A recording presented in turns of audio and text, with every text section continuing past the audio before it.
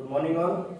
Uh, Today we are going to learn about the power transmission through pipes in fluid mechanics. आज हम लोग जो topic देखने वाले हैं वो पावर ट्रांसमिशन थ्रू पाइप्स देखने वाले हैं, ठीक है। फ्लूइड मैकेनिक्स में हमने बाकी लेक्चर्स कवर किए थे। उसके बाद जो अपना टॉपिक आता है, लास्ट टाइम हमने ब्रांच पाइप्स पढ़े थे, उसके पहले पैरेलल पाइप्स, उसके पहले सीरीज पाइप्स। आज जो देख रहे हैं अपन पावर कितना ट्रांसमिट होगा पाइप से, वो अपन देखेंगे।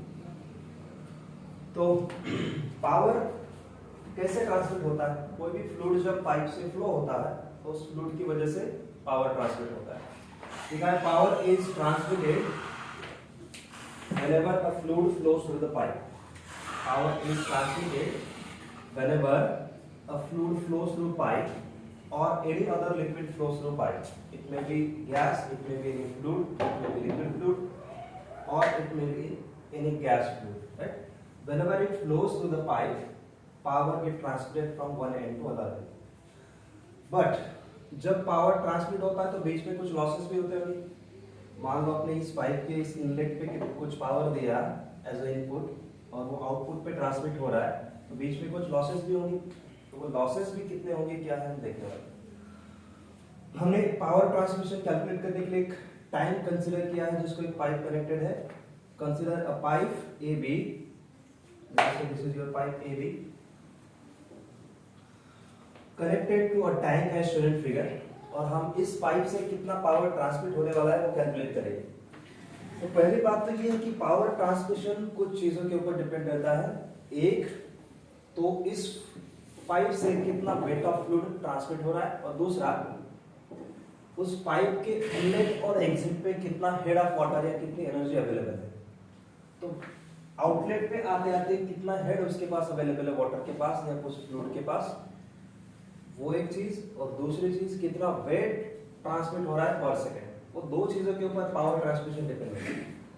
So the power transmission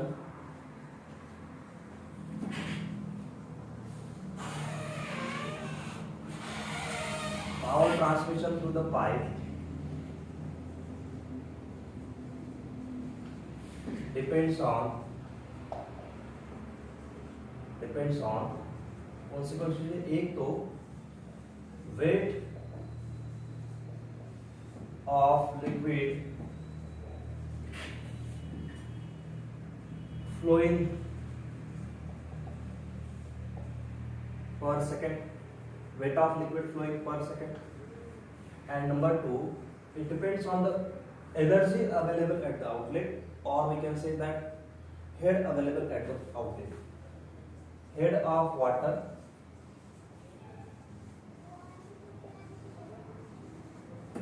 available at the outlet of pipe. Outlet पे कितना हेड अवेलेबल है उसके ऊपर डिपेंड है, राइट। अब मान लो इस पाइप का डायमीटर d है, इस पाइप की लेंथ l है, और पाइप के थ्रू जाने वाली वेलोसिटी v है, and let us consider that capital H is the head available at the inlet of pipe. Now we have to calculate what is the head available at the outlet of pipe first, and another thing that we have to calculate is weight of liquid flowing through the pipe per second. Weight of fluid, weight of liquid flowing through the pipe per second, right? ये दो चीजों का multiplication अगर करेंगे तो हमें कितना power transmit हो रहा है वो मिलेगा। So we can write power transmitted through the pipe will be equals to product of weight of liquid flowing through the pipe per second and head of water available at the outlet of pipe, right? So we can write it as weight per second, one thing. Another thing is head available at the outlet of pipe. Head at outlet, right? ये दो चीजों का अगर multiplication करेंगे तो हमें मिल जाएगा कितना पावर इस पाइप से ट्रांसमिट हो रहा है। अब अगर इनलेट पे अपने पास कैपिटल H जितना हेड है और बीच में कुछ लॉसेस हो रहे, हम यहाँ पर सिर्फ मेजर लॉसेस कंसिडर करेंगे, माइनर लॉसेस को कंसिडर नहीं करेंगे। So only loss will be loss due to friction, ठीक है, only head loss will be head loss due to friction. और मान लो small hf is the head loss due to friction which is calculated with the help of Darcy Weisbach equation. तो क्या मिलेगा, weight of liquid या weight of fluid flowing through pipe per second will B how much, हम जानते हैं। Wait को कैसे लिखते हैं, wait density into volume, right. तो वेट को हम वेट डेंसिटी इनटू वॉल्यूम लिखते हैं, लेकिन हमें चाहिए weight per second. So weight per second को कैसे लिखेंगे अपन, weight density into volume per second. We can write it as weight density मतलब ρg into volume per second. Weight per second आप w डॉट बोल सकते हो उसको, जैसे मास पर सेकंड को m डॉट बोलते हैं, वैसे वेट पर सेकंड को अपन w डॉट बोलते हैं।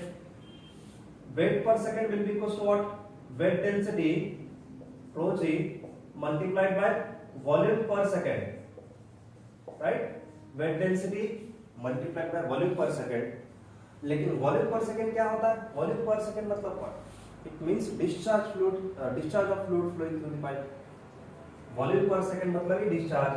अब डिस्चार्ज को अपन एरिया इनटू वॉल्यूम लिख सकते हैं, सॉरी एरिया इनटू वेलोसिटी लिख सकते हैं, एरिया इनटू वेलोसिटी लिख सकते हैं। So ρg is the weight density, area into velocity. So हमें total weight flowing through the pipe per second कितना मिल गया, ρg into area into velocity. Now what is the amount of head available at outlet, मुझे बताओ अपने पास capital F जितनी energy या कैपिटल H जितना हेड इनलेट पे अवेलेबल था, बीच में जब फ्लूइड फ्लो हो रहा है, यहां से इनलेट से आउटलेट तक जब फ्लूइड फ्लो हो रहा है, तो बीच में कुछ एनर्जी लॉसेस हो गए, पर हम यहां पर सिर्फ मेजर एनर्जी लॉसेस कंसीडर करने वाले हैं। We are neglecting minor energy losses. So what will be the loss of head due to friction. Major energy loss तो सिर्फ एक ही होता है, फ्रिक्शन की वजह से होने वाला लॉस। तो बीच में hf जितना मान लो हेड लॉस हो गया, स्मॉल hf जितना हेड लॉस हो गया, तो एनर्जी कितनी बची अपने पास, आउटलेट पे कितना हेड बचा, capital H minus small hf, because बीच में hf जितना लॉस हुआ। इनलेट पे H जितना हेड अवेलेबल था, आउटलेट पे आते आते कितना हेड बचा, तो कैपिटल H माइनस hf, क्योंकि बीच में फ्रिक्शनल लॉसेस हुए, right. So what will be the head at outlet, that will be equals to capital H minus hf. hf means head loss due to friction, right?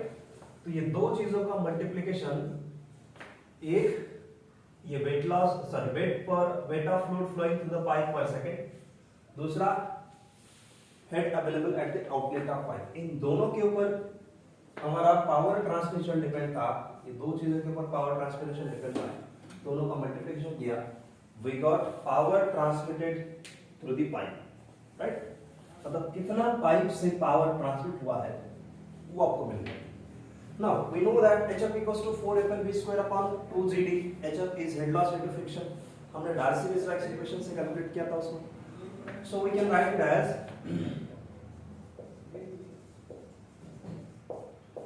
Power will be equals to what,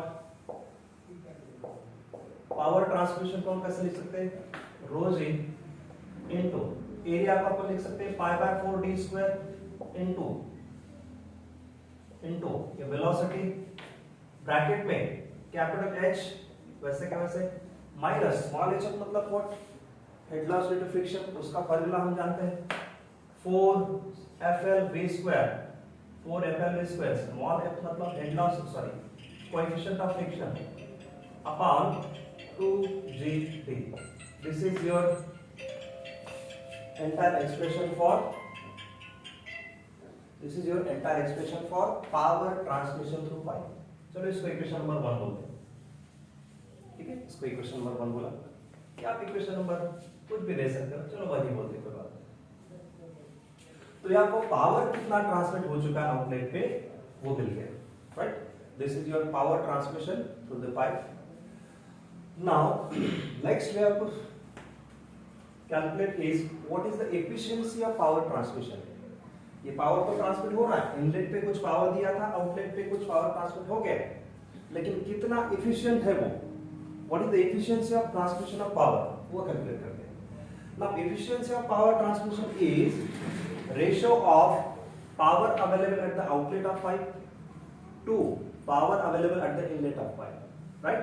So we can write it as efficiency. Efficiency हम किससे denote करते हैं? Efficiency हम eta से denote करते हैं. चलो लिखते हैं थोड़ा सा. Efficiency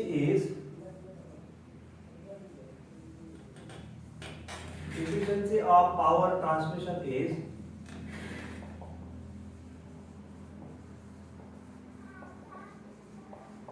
is ratio of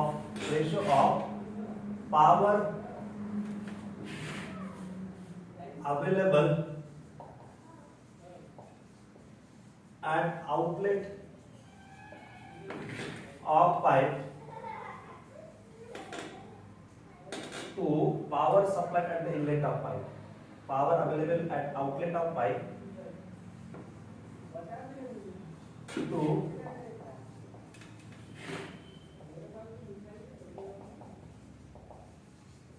power supplied at inlet of pipe, right? इन दो चीजों का रेशियो जो है that is your efficiency of power transmission.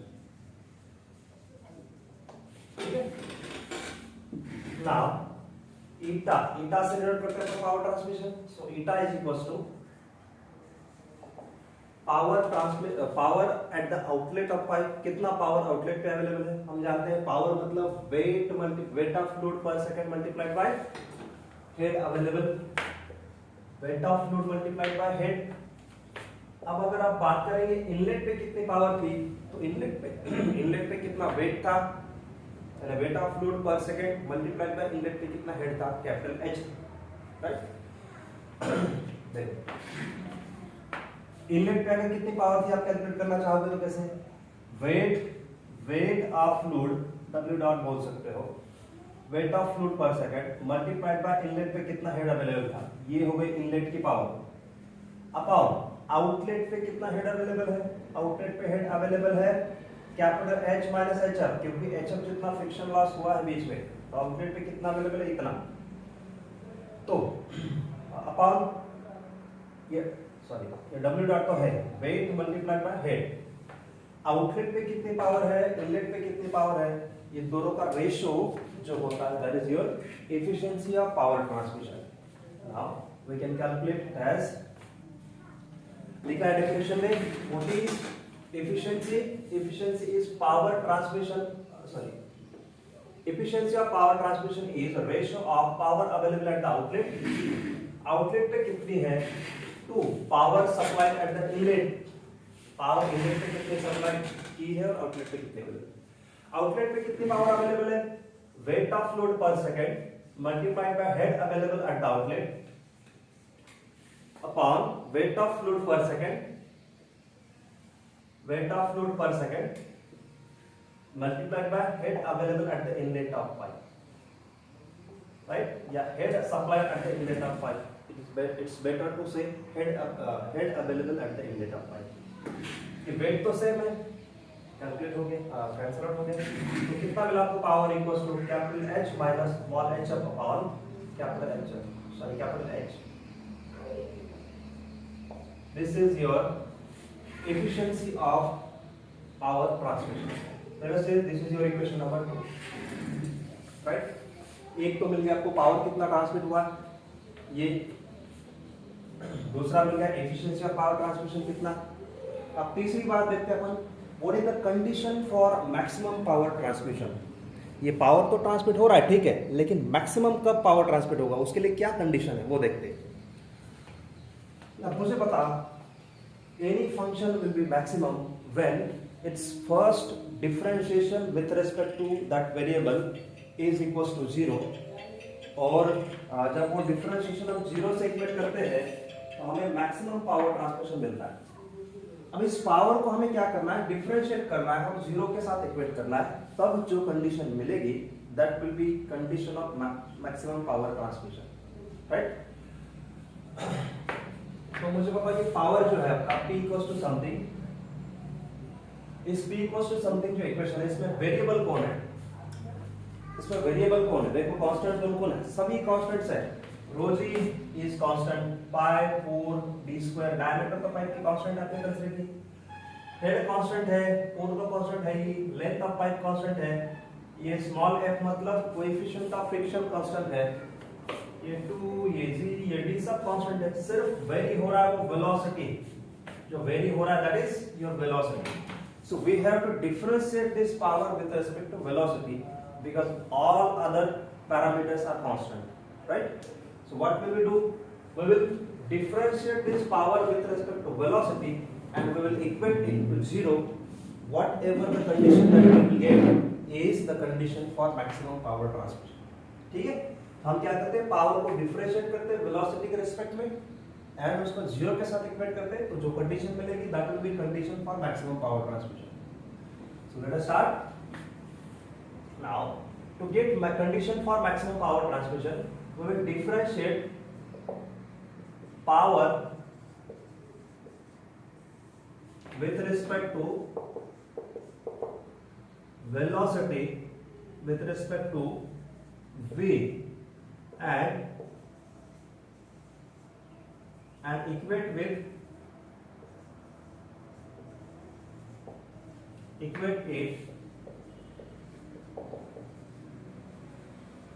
with zero. हम क्या करेंगे, पावर को डिफरेंशिएट करेंगे वेलोसिटी के रिस्पेक्ट में, तो डेवलप जीरो के साथ इक्वेट होगी. So that is, or we can say that is dp by dv equals to 0. अब पावर को हमें वेलोसिटी के साथ डिफरेंशिएट करना है, मतलब d by dv of pi by 4 d square into velocity into bracket में कैपिटल H माइनस 4FL. एक काम करते हैं, ठीक है कोई बात, 4FL v स्क्वायर अपॉन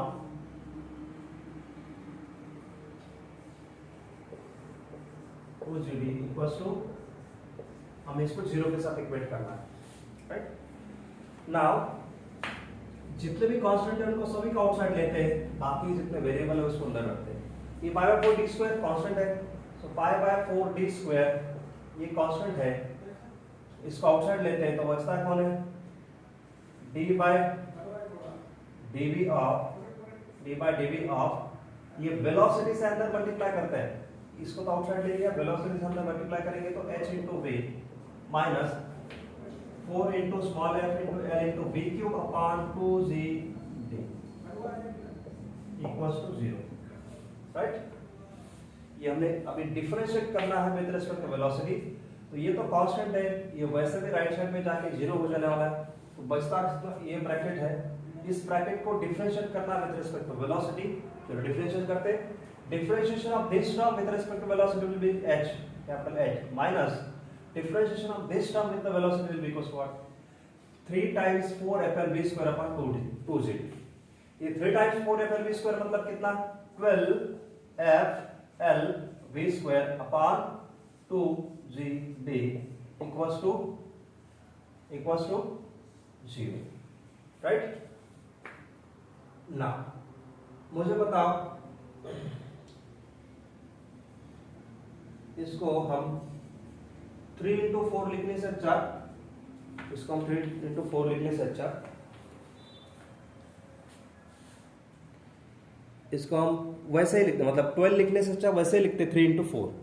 अगर वैसे 3 into 4 लिखेंगे तो क्या मिलेगा, ये 3 into 4. ये डिफरेंशिएशन आपको समझ में आया होगा, इसमें ज्यादा एक्सप्लेन करने की जरूरत नहीं है. अब ये 4FL v square upon 2gd मतलब क्या, 4FL v square upon 2gd मतलब क्या, hf है. So can you write it as h minus 3 times hf equals to 0? Can we write it as h minus 3 times hf equals to 0? तो यहाँ से हमें क्या पता चला, h equals to 3 times hf, तो hf equals to h upon 3. तो finally हमें क्या कंडीशन मिल गई, small hf equals to h upon 3. Finally we got small hf equals to h upon 3. तो ये कंडीशन है मैक्सिमम पावर ट्रांसमिशन के लिए. क्या कंडीशन है, the head loss due to friction should be equals to 1/3 of head available at the inlet. अगर power transmission maximum चाहिए तो क्या कंडीशन है, आपका जो head loss due to friction है small hf that should be equals to 1/3 of head available at the inlet. अगर ये कंडीशन सेटिस्फाई होती है, HF equals to h/3 होता है, तो जो पावर ट्रांसमिशन होगा वो होगा your maximum power transmission, right? अब वो कितना मैक्सिमम पावर ट्रांसमिशन होगा जरा देख लेते हैं। अगर हमें इस पावर को मैक्सिमम करना है तो वो कंडीशन यूज करना चाहिए। ये पावर कब मैक्सिमम होगा, ये पावर कब मैक्सिमम होगा, जब ये कंडीशन सेटिस्फाई होगी तब। तो अपन क्या करते हैं, इसको इसमें पुट करके देखते हैं, राइट? तो कितना मैक्सिमम पावर ट्रांसमिशन मिलेगा? Pmax equals to maximum power transmission equals to what?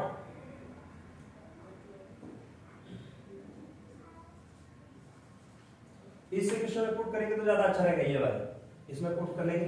HF की डायरेक्ट वैल्यू पता है, HF equals to h/3, तो हमें क्या मिलेगा, rho g into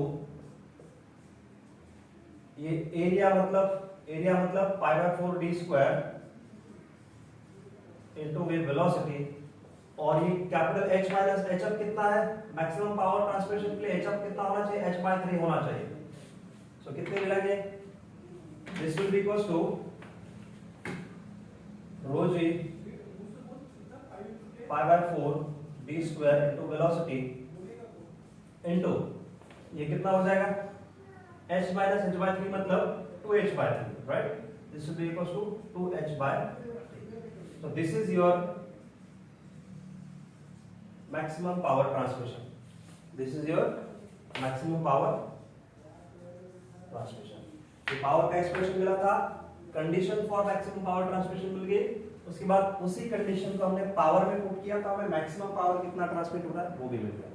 this is condition for maximum transmission and this is maximum power transmission, right? ये दो चीजें आपको डिफरेंशिएट होनी चाहिए। अब देखते हैं what is maximum efficiency of power transmission. आपने एफिशिएंसी तो कैलकुलेट किया, इतनी थी, लेकिन मैक्सिमम एफिशिएंसी कितनी? तो मैक्सिमम एफिशिएंसी के लिए कंडीशन अपने पास,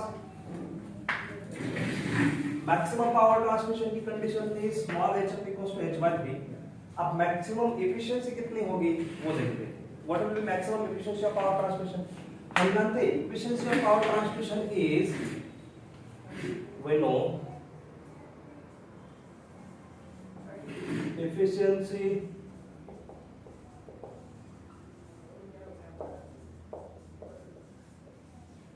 of power transmission is, कितनी efficiency of power transmission, eta equals to capital H minus small h upon capital H। ये है अपने efficiency of power transmission। लेकिन अगर मैक्सिमम पावर ट्रांसमिशन चाहिए तो उसके लिए मैक्सिमम की कंडीशन पुट करनी पड़ेगी। क्या कंडीशन है मैक्सिमम पावर ट्रांसमिशन की condition? HF equals to h/3। तो यहाँ पर हम HF equals to h/3 put करते हैं तो क्या मिलता देखते हैं, but for maximum power transmission, short में लिख रहा हूं, HF equals to capital H/3, small HF equals to capital H/3, right? ये कंडीशन पुट करते हैं तो क्या मिलेगा, efficiency equals to eta, efficiency eta equals to capital H minus small h मतलब H/3 अपॉन कैपिटल H। ये कितना मिल गया आपको, 2H/3 अपॉन H। ये H कैंसिल आउट हो गया तो कितना मिल गया, 2/3। अब ये 2/3 मतलब कितना, 2/3 मतलब 0.666, राइट? eta इक्वल्स टू 2/3 मतलब 0.666, 0.6666। देयरफॉर अगर इसको परसेंटेज में, ये फ्रैक्शन की होगी, फ्रैक्शन में होगी वैल्यू 0.666, लेकिन आप परसेंटेज में कैलकुलेट करेंगे तो what will B power, maximum power transmission, that will be equals to maximum power transmission eta equals to 66.66, this much percentage. So this is your maximum maximum efficiency of power transmission, right? तो ये सब चीजें हमें calculate करनी थी। हमने कहाँ से शुरुआत किया, पाइप में से कितना पावर ट्रांसमिट होता है वो हमें कैलकुलेट करना था, कितना पावर ट्रांसमिट होता है हमने कैलकुलेट कर लिया, इतना पावर ट्रांसमिशन होता, राइट? उसके बाद हमने ये देखा कि एफिशिएंसी ऑफ पावर ट्रांसमिशन कितनी है। ऐसा तो नहीं है कि जितना इनलेट पे पावर दिया है उतना ही पावर ट्रांसमिट हो रहा है, ऐसा नहीं, बीच में कुछ लॉसेस हो रहे, तो कितना एफिशिएंट है पावर ट्रांसमिशन वो हमने देखा। What is efficiency of power transmission? Ratio of head available at the outlet, sorry, ratio of power available at the outlet to power that is supplied to the inlet, right. वो हमने ratio calculate किया, कितना आया वो ratio, that is equals to h minus h upon capital H। तो ये मिल गया आपको एफिशिएंसी ऑफ पावर ट्रांसमिशन। उसके बाद हमने देखा क्या है, मतलब मैक्सिमम पावर ट्रांसमिशन के लिए क्या कंडीशन है, पावर ट्रांसमिशन कब मैक्सिमम हो सकता है। देखा, अगर हम पावर ट्रांसमिशन कोई भी चीज मैक्सिमम कब कैलकुलेट करना चाहते हैं तो उस चीज को हमें डिफरेंशिएट करना पड़ेगा और उसको जीरो के साथ इक्वेट करना पड़ेगा, तब जो कंडीशन मिलेगी that will be condition for maximum that particular function, right. तो पावर मैक्सिमम कब होगी ये पता करना है, तो पावर को हम डिफरेंशिएट करेंगे, लेकिन किसके साथ, वेलोसिटी के साथ। वेलोसिटी के साथ क्यों, सिर्फ वेलोसिटी यहां पर वेरिएबल है पावर में, बाकी सब कांस्टेंट है, तो we will differentiate it with the velocity and we will equate it to the zero. whatever we will get is the condition for our maximum power transmission. So इसको differentiate किया, zero के साथ equate कर लिया, तो हमको maximum power transmission की condition मिल गई h = h/3। उसके बाद अगर ये कंडीशन है तो इस कंडीशन को पावर की इक्वेशन में पुट करेंगे तो हमें मैक्सिमम पावर मिलेगी। ये पावर था, इसमें हमने मैक्सिमम कंडीशन पुट कर ली। क्या कंडीशन थी, h should be equals to h/3, वो कंडीशन पुट करेंगे तो मैक्सिमम पावर कितना मिल जाएगा, राइट। उसके बाद देखते हैं what is maximum efficiency of power transmission. Efficiency तो कैलकुलेट कर ली थी, लेकिन मैक्सिमम एफिशिएंसी कितनी होगी, तो एफिशिएंसी में अपनी ये कंडीशन पुट करेंगे h = h/3, maximum power transmission की कंडीशन पुट करेंगे तो पता चला मैक्सिमम पावर ट्रांसमिशन की एफिशिएंसी आई है, sorry, maximum efficiency of power transmission आई है 66.66%, राइट, 66.66। फ्रैक्शन में बात करेंगे तो 2/3 बोल सकते हो, लेकिन परसेंटेज की बात करेंगे तो 66.66। This is the maximum efficiency of power transmission, right. तो यहाँ पे अपना ये पावर ट्रांसमिशन थ्रू पाइप, इसका थ्योरेटिकल पार्ट खत्म हुआ है। इसके नेक्स्ट लेक्चर में हम लोग इसके प्रॉब्लम्स देखेंगे, इसके ऊपर की न्यूमेरिकल सॉल्व करेंगे, ठीक है। सो फिर मिलते हैं अगले क्लास में, तब तक के लिए थैंक यू। इसके नोट्स अच्छे से नोट कर लेना ताकि अगले क्लास में आपको न्यूमेरिकल समझ में आए। Thank you. See you soon in the next class.